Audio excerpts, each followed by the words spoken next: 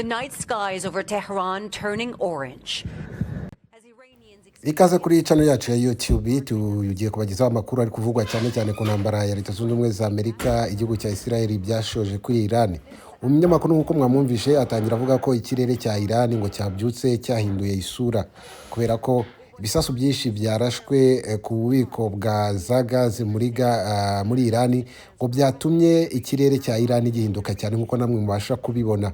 Ibi rero mu ijoro ryo ku itariki ya 7 rishyira kuri itariki ya 8 imirwano yakomeje ndetse ikomeza gukaza umurego hagati ya Leta Zunze Ubumwe za Amerika, Israel na Iran, aho ibitero byibanze ku bikorwa remezo by'ubukungu n'umutekano.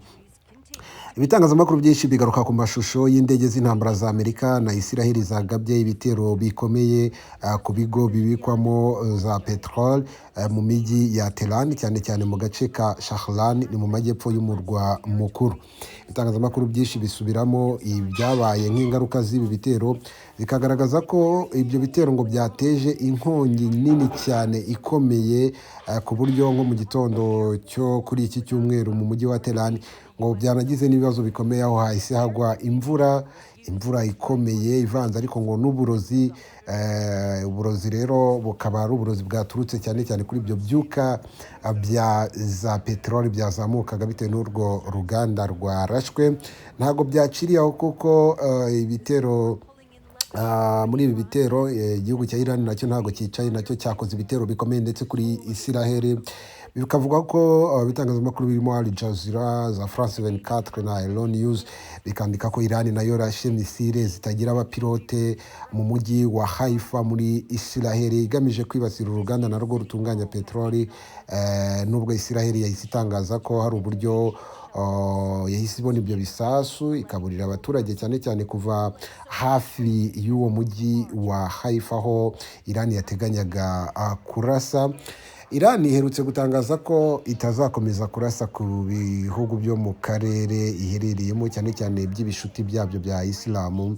Turaza kubigarukaho, ariko muri ibi bitero byo mu gitondo byakomeje no kwibasira kandi n'ibirindiro bya Leta Zunze Ubumwe za Amerika ko muri Kuwait. Iran yongeye irasa no muri Qatar, za Dubai yaharashe ku buryo bukomeye, muri Leta Zunze Ubumwe z'Abarabu naho yaharashe, ndetse bikavuga ko ibi bitero bya muri ibi bihugu cyane cyane Iran yaharashe za misile zigera ngo kuri 17 mu gihe hari kwifashishwa drone zigera ku 117 zitagira abapilote nizo Iran yakoresheje muri ibi bitero mu kugaba ku birindiro bya Leta Zunze Ubumwe za Amerika. Aya mabendera mubona na ya Iran. Ubu rero reka tuvuge kuri uyu mutwe wa gisirikari udasanzwe wa Iran. Uyu bawita Iranian Revolution Guard Corps niba nibuka neza. Uyu ni umutwe w'abasirikari bakomeye cyane bo mu gihugu cya Iran batabara aho rukomeye ndetse bakaba bashinzwe no kurinda busugire bw'iki gihugu. Mu ntambara rero bahanganyemo na Leta Zunze Ubumwe za Amerika n'igihugu cya Israel. Uyu mutwe cyangwa se ubuyobozi bw'uyu mutwe bwatangaje ko ngo Iran ifite ubushobozi yaba mu bya gisirikare, yaba mu by'intwaro, yaba mu by'ubumenyi, yaba mu bya tekinike na taktike bwo kurwana nibura amezi 6 badahagarara ijoro n'amanywa muri iyi ntambara Leta Zunze Ubumwe za Amerika zashoje kuri Iran. Uyu mutwe rero ubuyobozi bw'uyu mutwe bwavuze ibi mu gihe Donald Trump, perezida wa Leta Zunze Ubumwe za Amerika, aherutse kuvuga ko iki gihugu cya Iran ngo gikwiriye kumanika amaboko kikemera ko cyatsinzwe iyi ntambara. Trump ubwe yavuze ko nta bindi biganiro bizigera bibaho, yaba iby'amahoro cyangwa se y'imishyikirano hagati y'iki gihugu na Iran, ndetse asaba iki gihugu cya Iran rwose asa nk'umuntu ukigira inama, arakibwira ati cyababera cyiza nuko mwamanika amaboko. Ubuyobozi rero bw'uyu mutwe ubundi busanzwe ushinzwe kurinda ubusugire n'ubukaka bw'iki gihugu mu gihugu imbere no hanze yacyo. Niwo urwana intambara zikomeye cyane cyane zigamije kwigarurira ikuzo ry'iki gihugu cya Iran.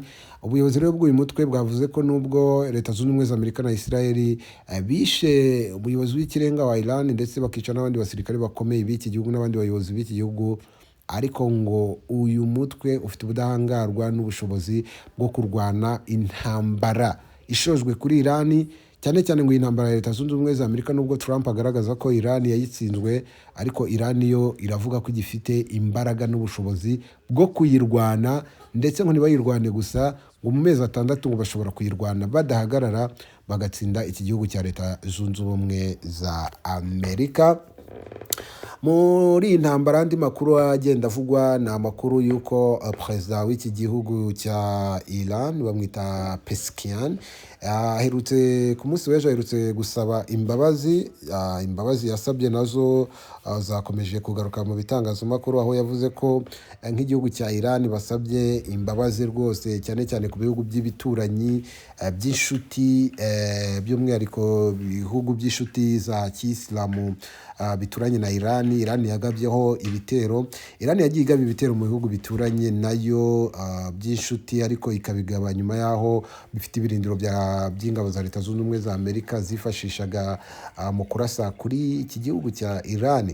Pezeshkian rero ni perezida w'iki gihugu cya Iran, yavuze ko rwose asabye ibyo bihugu imbabazi, ndetse yanatangaje ko yategetse igisirikare cya Iran guhagarika ibyo kurasa kuri ibyo bihugu by'ibituranyi.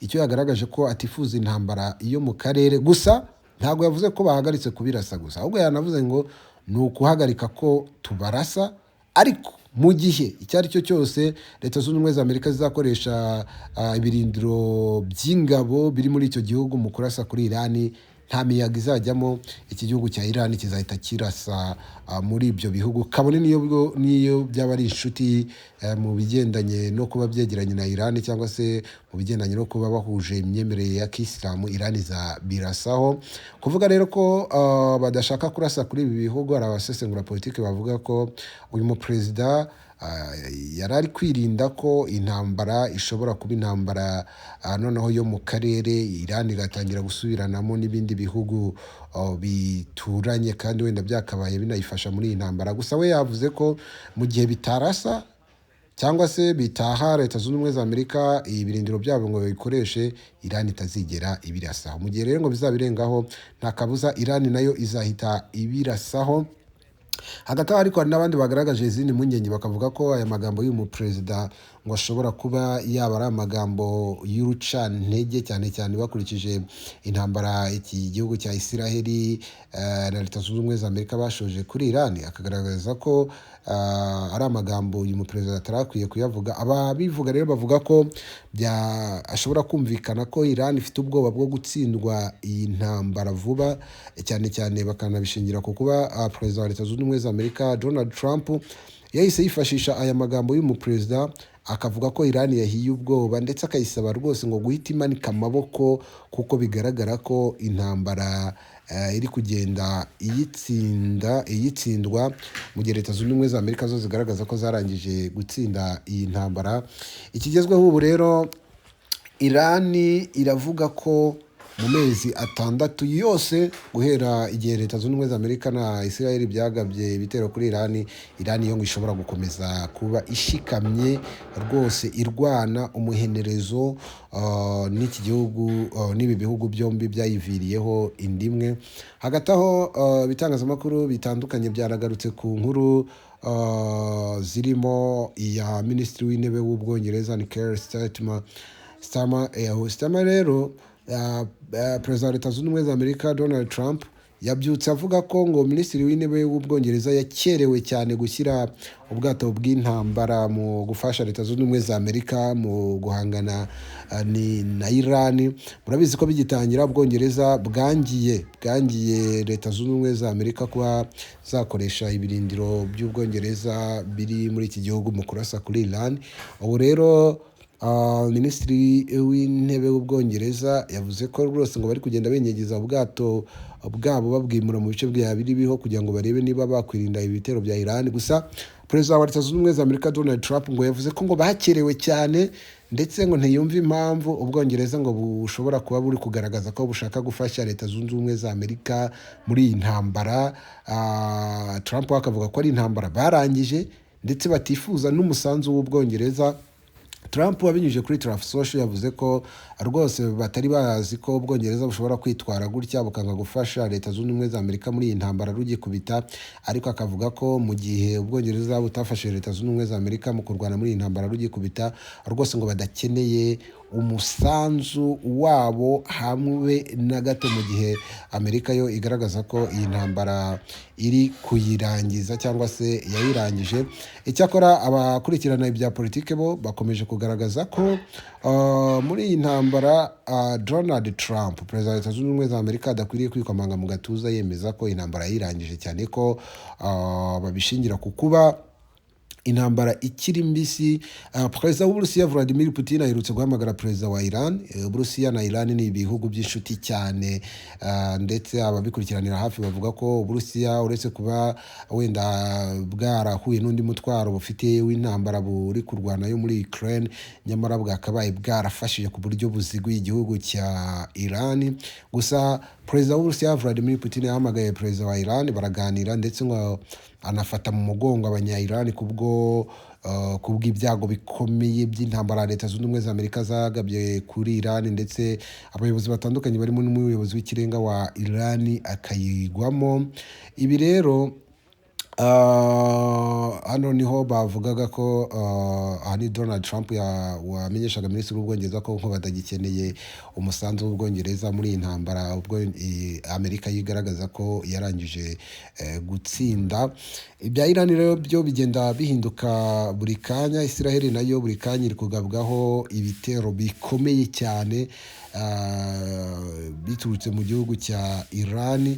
Hari abakurikirira iby'intambara bakavuga ko Iran yahinduye uburyo bwo kurwana, aho iri kurwanisha misile na za drone ziri ku giciro cyo hasi, ariko ngo zikabasha gushwanyaguza byinshi mu birindiro by'ingabo za Leta Zunze Ubumwe za Amerika no kwangiza uduce bari kuba bazitumyeho, cyane cyane mu kwangiza mu bihugu bifatanyije na Leta Zunze Ubumwe za Amerika, ubwo no kuvuga muri Israel n'ibindi bihugu Iran ikomeje kurasamo.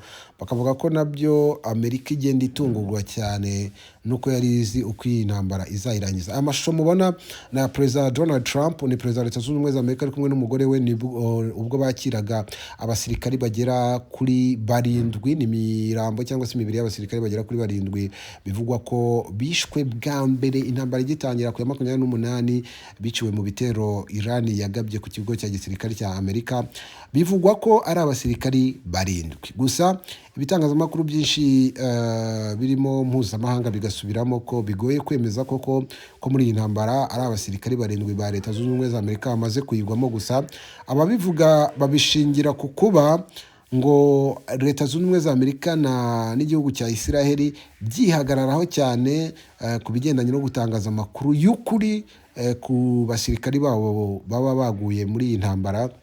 Abandi rero ku rundi ruhande rumwe bakavuga ko bishoboka cyane kuba Amerika na Israel bimaze gutakaza abasirikari benshi cyane cyane muri iyi ntambara. Babishingira ku kuba Iran iri kugenda irasa ahantu henshi hakomeye cyane ku bigo bya gisirikare bya Leta Zunze Ubumwe za Amerika biba bisanzwe bibamo abasirikari benshi, ariko benshi batunguwe no kumva ko ibyo bitero byinshi Iran yagiye ihagaba byahitanye abasirikari 8 gusa. Trump rero yabakiriye we n'umugore we babakira muri kiriya cyubahiro mubonye, ariko Trump avuga ko mu gihe rero Iran itava ku izima, urumva ibi byose nibyangijwe, Trump akavuga ko mu gihe Iran itava ku izima azakomeza kabisa akarasa, ndetse ngo biteguye no kurasa ahandi hantu igisirikare cya Iran ni cya gisirikare cya Iran twababwiye kirwanaho rukomeye, ndetse kikaba gifite inshingano yo kurengera igihugu.